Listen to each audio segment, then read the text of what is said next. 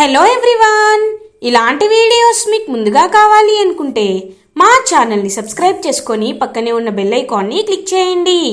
Upcoming రివ్యూలోకి వెళ్ళిపోదాం. మనోహరి అరుంధతి అస్థికల కోసం ఇంకా ఒక ప్లేస్కి వెళ్ళి వాళ్ళు ఇవ్వను అని చెప్పేసరికి దొంగతనం చేయాలనుకుంటుంది కదా. కానీ తనకి కీస్ సరిగ్గా దొరకకపోయేసరికి మనోహరి అలా ఇంకా బయటికి వచ్చేస్తుంది. మనోహరిని చూసిన అమర్ ఒక్కసారిగా షాక్ అయిపోతాడు. మనోహరి, నువ్వేంటిక్కడ అని ఆశ్చర్యంగా అడుగుతాడు అమర్. ఇంకా అక్కడ ఉన్న వాచ్మెన్ అయితే, సార్, ఈవిడని నేను రావద్దని చెప్పాను సార్, అయినా దొంగతనంగా లోపలికి వెళ్ళినట్టున్నారు, మీరు వస్తే మీకు ఇవ్వకూడదని చెప్పినా ఆవిడ వెళ్ళారని చెప్పి ఇంక చెప్తూ ఉంటాడనమాట ఆ వాచ్మెన్. అదంతా విని ఒక్కసారిగా షాక్ అయిపోతుంది మనోహరి. వీడేంటి నన్ను అమర్ దగ్గర ఇంత అడ్డంగా బుక్ చేస్తున్నాడు, ఇప్పుడు ఏం చేయాలి, అమర్కి ఏం చెప్పి ఈ సిచ్యువేషన్ నుండి తప్పించుకోవాలి అని ఆలోచిస్తూ ఉంటుంది మనోహరి. అమర్ మనోహరిని ప్రశ్నిస్తూ ఉంటాడు.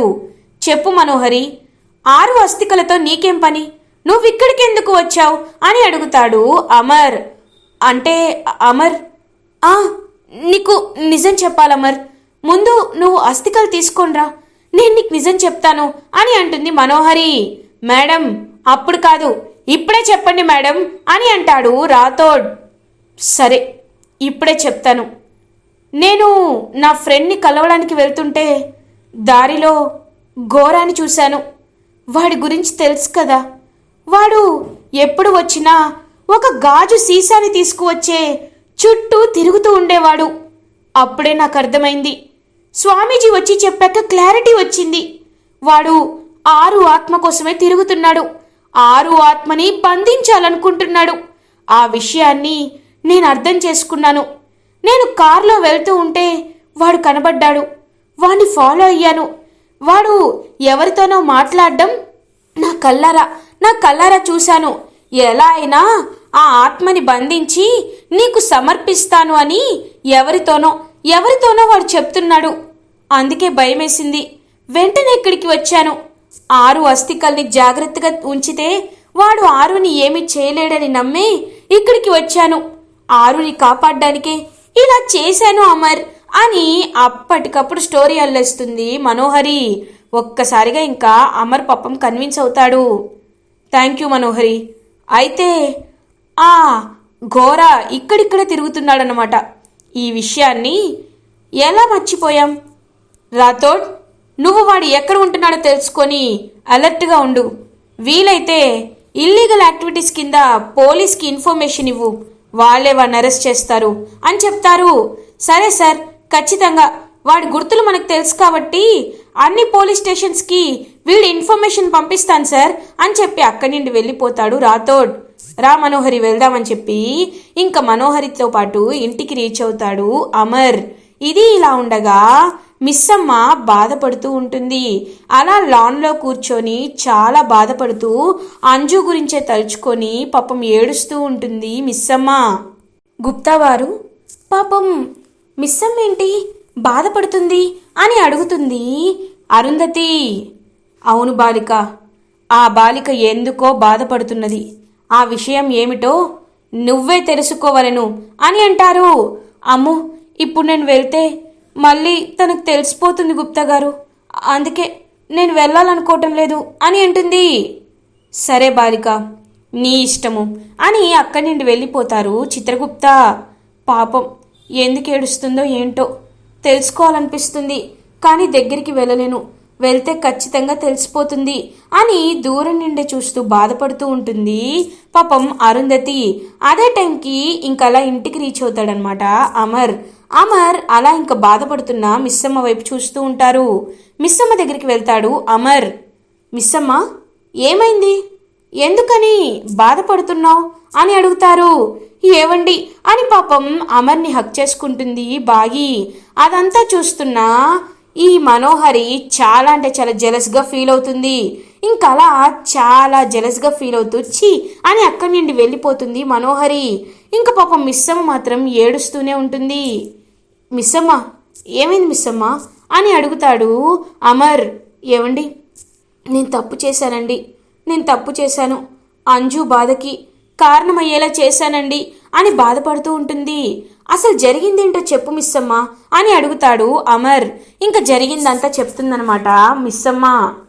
అంజు నేను నిజంగా ఆరు అక్కతో మాట్లాడుతున్నాను అని అనుకుంటుందండి. నేను అంజుని బాధ పెట్టాను అని ఏడుస్తూ ఉంటుంది బాగి. పాపం బాగి కన్నీళ్ళని తుడుస్తాడనమాట అమర్. చూడు మిస్సమ్మ, నువ్వు ఏడిస్తే ఎవరికి ఇష్టం ఉండదు, ఆఖరికి నా ఆరుకి కూడా. ఎందుకంటే మీ ఇద్దరి బంధం అలాంటిది. నువ్వు బాధపడద్దు. నువ్వు ఏదో సరదాగా అన్న మాటని అంజు సీరియస్గా తీసుకుంది. ఆ విషయంలో నీది తప్పు లేదు, అంజుది కూడా తప్పేమీ లేదు. ఇలాంటి విషయాలు ఎక్కువ ఆలోచించొద్దు మిస్సమ్మ, ఆలోచించొద్దు. రా లోపలికి వెళ్దామని చెప్పి ఇంకా లోపలికి తీసుకువెళ్తాడనమాట. అలా అరుంధతి కళ్ళ ముందే అమర్ అయితే బాగీని అదంతా దూరం నుండి గమనిస్తూ ఉంటుంది అరుంధతి. ఇంకా చిత్రగుప్తతో మాట్లాడుతూ ఉంటుంది అరుంధతి.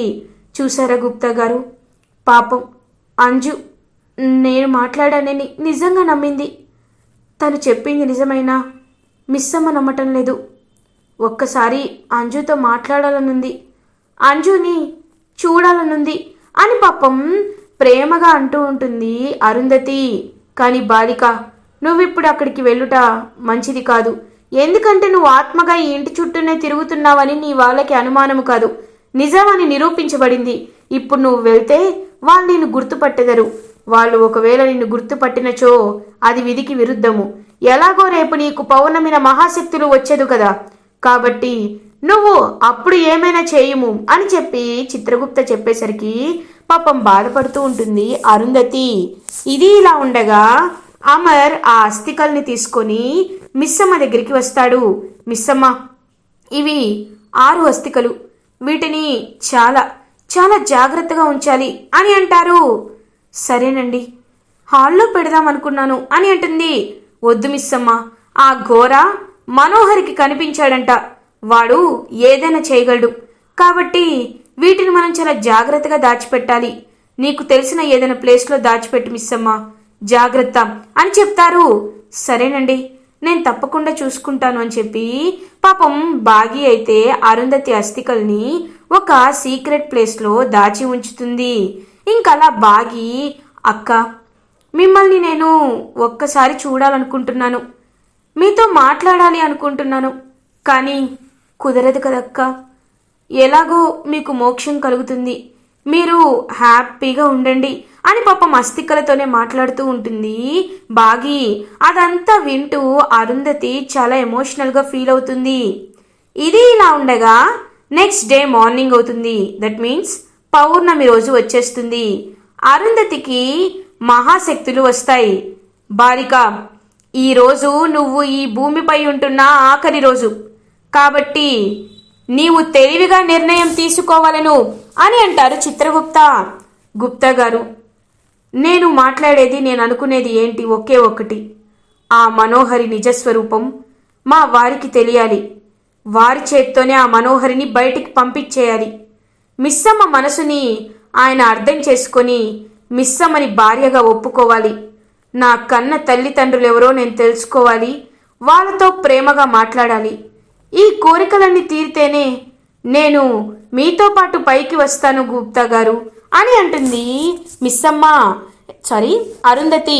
ఇంకా మనసులో అనుకుంటారనమాట చిత్రగుప్త, బాలిక ఈరోజు రేపటికల్లా నీకీ నిజములు అన్నీ అవగతమవును బాలిక, ఖచ్చితంగా అవగతమవును అని చెప్పి మనసులో అనుకుంటారు చిత్రగుప్త. ఇది ఇలా ఉండగా అమర్ చాలా బాధపడుతూ ఉంటాడు. ఇంకా ఆరు ఫోటోని చూస్తూ అలా ఇంకా బాధపడుతూ ఆరు అని మనస్ఫూర్తిగా పిలుస్తాడు. ఎక్కడ ఉన్నా అమర్ తన్నంత ప్రేమగా పిలిచేసరికి పాపం అరుంధతికి అర్థమైపోతుంది. గుప్తా గారు, ఆయన నన్ను పిలుస్తున్నారు అని ఇంకా పరుగున పాపం అమర్ దగ్గరికి వెళ్తుంది అరుంధతి. ఇంకా అలా బాగి వేరే రూమ్లో ఉండడంతో అమర్ ఇంకా అలా ఉండడంతో అమర్ దగ్గరికి వెళ్ళి ప్రేమగా అమర్ వైపు చూస్తూ ఉంటుంది. పాపం అరుంధతి, ఆరు నీతో ఒక్కసారి మాట్లాడాలనుంది, కానీ నీ జాడ నాకు తెలియటం లేదు. నువ్విక్కడే ఈ చుట్టుపక్కలే ఉన్నావని నాకు తెలిసినా నిన్ను నేను తెలుసుకోలేకపోతున్నాను. నువ్వు ఇప్పటికీ మాతోనే ఉంటున్నావంటేనే నీ మంచి మనసేంటో నాకు అర్థమైంది. నీతో ఒక ముఖ్యమైన విషయం చెప్పాలి, కానీ నువ్వు ఎక్కడ ఉన్నావో తెలీదు అని పాపం బాధపడుతూ ఉంటాడు అమర్. అప్పుడే ఇంక అరుంధతి, ఏవండి నేను ఇక్కడే ఉన్నానండి, ఇక్కడే ఉన్నాను అని చెప్పి పాపం అలా ఇంకా చెప్తూ ఉంటుంది అరుంధతి. అయినా అరుంధతి మాటలు వినపడవు కాబట్టి అమర్ అలా పాపం మనస్ఫూర్తిగా అరుంధతి ఫోటో వైపు చూస్తూ ఉంటాడు. అప్పుడే కరెక్ట్గా కిటికీ భడాలని చెప్పి ఓపెన్ చేసుకొని ఇంకా పెద్ద గాలి అయితే వస్తూ ఉంటుంది. అలా ఇంకా కిటికీలోండి బయటకు చూసేసరికి మొత్తం చాలా పెద్ద గాలి వస్తూ ఇంకా మేఘాల సౌండ్ అయితే వినిపిస్తూ ఉంటుంది. అప్పుడే స్వామీజీ చెప్పిన మాటల్ని గుర్తు చేసుకుంటాడు అమర్. నువ్వు నీ భార్యతో ఏదైనా చెప్పాలి అని అనుకుంటే నీకు పంచభూతాలు సహాయం చేస్తాయి, తను నీ దగ్గరే ఉందని పంచభూతాలు నీకు తెలియచేస్తాయంటారు కదా. ఇంకలా గాలి గట్టిగా వేయడంతో అమర్ అయితే అర్థం చేసుకుంటాడు. నిన్న నేను స్వామీజీని కలిశాను అరు, పంచభూతాలే నన్ను నీతో మాట్లాడేలా చేస్తాయి అన్నారు. కాబట్టి నువ్వు ఇక్కడే ఉన్నావని నేను మనస్ఫూర్తిగా అనుకుంటూ కోరుకుంటూ నీకు నిజం చెప్తానారు, నిజం చెప్తాను అని అంటారు. ఇంకలా పాపం చెప్పండి, నేను వింటున్నాను చెప్పండి అని ఇంకా అమర్ పక్కనే కూర్చుంటుంది అరుంధతి. అరు, నువ్వు బ్రతికున్న కాలం అంతా నిన్ను ఒక ఎమోషన్ వెంటాడింది. ఆ ఎమోషనే నీ కన్న తల్లిదండ్రులు. నువ్వు బ్రతికున్నన్నాళ్ళు నీ తండ్రి ఎవరు, తల్లి ఎవరు, వాళ్ళు ఎందుకు నిన్ను వదిలేశారు అనే విషయంలో చాలా బాధపడ్డావు. ఎన్నోసార్లు ఏడ్చావు, నాతో చెప్పుకొని ఎంతో నీ బాధని పంచుకున్నావు. అలాంటిది నీ ప్రశ్నకి నేను సమాధానాన్ని కనిపెట్టిన తర్వాత నీతో డైరెక్ట్గా ఆ విషయాన్ని చెప్పుకోలేకపోతున్నందుకు చాలా బాధపడుతున్నారు అని పాపం మనస్ఫూర్తిగా చెప్తాడు అమర్. అంటే అంటే మీకు మీకు మా అమ్మ నాన్న ఎవరో తెలిసిందా? చెప్పండి, మా నాన్న ఎవరు, మా అమ్మ ఎవరు, వాళ్ళని ఎందుకు వదిలేశారు చెప్పండి అని పాపం అరుస్తూ ఉంటుంది అరుంధతి. చెప్తాను అరు, ఖచ్చితంగా చెప్తాను. నీ కన్న తండ్రి ఎవరో కాదు, మిస్సమ్మ వాళ్ళ నాన్న రామ్మూర్తి గారు అని అంటాడు అమర్. ఇంకా బాగి వాళ్ళ తండ్రి తన కన్న తండ్రి అని తెలుసుకొని షాక్ అయిపోతుంది పాపం అరుంధతి. ఈ నిజాన్ని ఎప్పుడైతే నీ వస్తువులు తీసుకోవడానికి అనాథ శరణాలయానికి వెళ్ళానో అప్పుడే తెలుసుకున్నాను. కానీ ఈ నిజాన్ని మిస్సమ్మతో, రామ్మూర్తి మావయ్యతో ఇప్పటి వరకు పంచుకోలేదు. ఎందుకంటే వాళ్ళకి నిజం తెలిస్తే నువ్వు ఉన్నావనే విషయం ఎంత ఎంత వాళ్ళు చెప్తారో, నువ్వు లేవనే నిజాన్ని కూడా వాళ్ళు తట్టుకోలేక వాళ్ళ గుండె చాలా చాలా బాధ ఉంటుంది. ఇప్పటికే మావయ్య గారికి హార్ట్ ఆపరేషన్ అయింది. ఇంకా ఈ నిజాలు తెలిస్తే ఆయన ఖచ్చితంగా చాలా అంటే చాలా బాధపడతారు. ఆయన గుండె కొట్టుకోవడమే ఆపేయచ్చు. అందుకే ఆ విషయానికి భయపడే నేను నిజాన్ని చెప్పలేదారు, నన్ను క్షమించు అని పాపం అమర్ చాలా బాధపడుతూ ఉంటాడు. ఏవండి, మీరు బాధపడద్దు.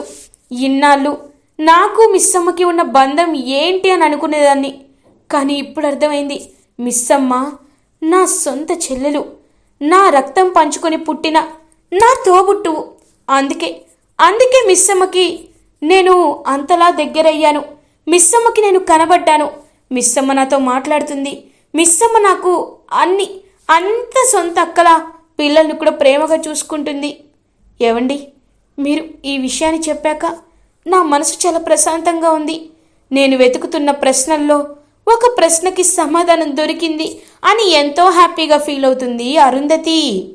ఇంకా అరుంధతి అయితే అంత హ్యాపీగా ఫీల్ అవ్వడం ఇంకా వచ్చి అమర్ పక్కనే కూర్చొని ఉంటుంది. అమర్కి అరుంధతి తన చేయి పట్టుకున్నట్లు అనిపిస్తూ ఉంటుంది. ఇంక పాపం అలా చూస్తూ ఉంటుంది అమర్ వైపు ప్రేమగా అరుంధతి. ఏవండి, నా కోసం నేను చనిపోయాక కూడా నన్ను ఇంతలా ప్రేమిస్తున్నారు. నా జ్ఞాపకాల నుండి బయటికి రాలేకపోతున్నారు. మీకు మించిన మంచి భర్త ఇంకా ఎవరైనా ఉంటారా? మీరంటే అందుకే నాకు ప్రాణం అండి. అందుకే మిమ్మల్ని వదిలి నేను వెళ్ళలేకపోయానండి అని చెప్పి అలా ఇంకా పాపం అమర్ వైపే చూస్తూ ఉంటుంది అరుంధతి. అదే టైంకి బాగి కరెక్ట్గా అరుంధతి రూమ్లోకి ఇంక అమర్ వాళ్ళ రూమ్లోకి వచ్చేపోతుంటే అలా ఇంక అక్కడి నుండి వెళ్ళిపోతుంది అరుంధతి. గుప్తా గారు, నేను ఇవాళ చాలా పెద్ద నిజాన్ని తెలుసుకున్నాను. మా నాన్న మా అమ్మ ఎవరో తెలుసుకున్నాను. వాళ్ళు ఎలాంటి పరిస్థితుల్లో నన్ను వదిలేసి వెళ్ళిపోయారో తెలుసుకున్నాను. నా సొంత తోబుట్టువే, నా చెల్లెలే మిస్సమ్మ అని కూడా తెలుసుకున్నాను. ఇంక నేను చెయ్యాల్సిన తదుపరి పని ఆ మనోహరి కుట్రని బయట పెట్టడం. ఇవాళ పౌర్ణమి.